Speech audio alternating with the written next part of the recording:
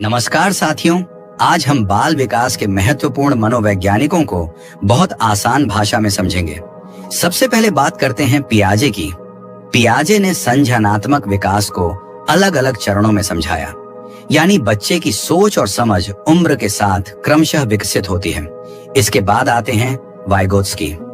Vygotsky ने बताया कि सीखने में सामाजिक वातावरण और दूसरे लोगों की महत्वपूर्ण भूमिका होती है, इसलिए उनका सिद्धांत सामाजिक सांस्कृतिक दृष्टिकोण से जुड़ा है। अब बात करते हैं कोहलबर्ग की।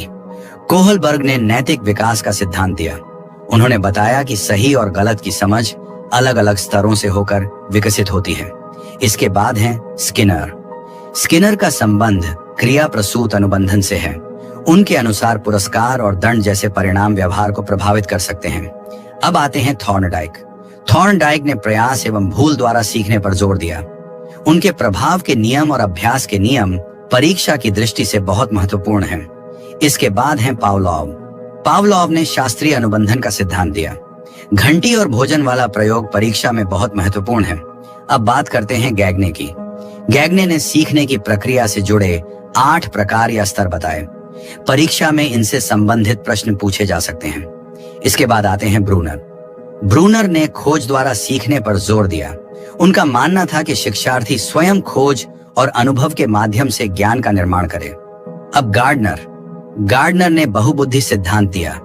उनके अनुसार बुद्धि केवल एक प्रकार की क्षमता नहीं है, बल्कि इसके कई रूप हो सकते हैं। और अंत में है बंडूरा ने सामाजिक अधिगम सिद्धांत दिया। उनके अनुसार व्यक्ति दूसरों के व्यवहार को देखकर और उसका अनुकरण करके भी सीख सकता है। तो परीक्षा के लिए इन मनोवैज्ञानिकों को उनके मुख्य सिद्धांत से जोड़कर जरूर याद रखिए।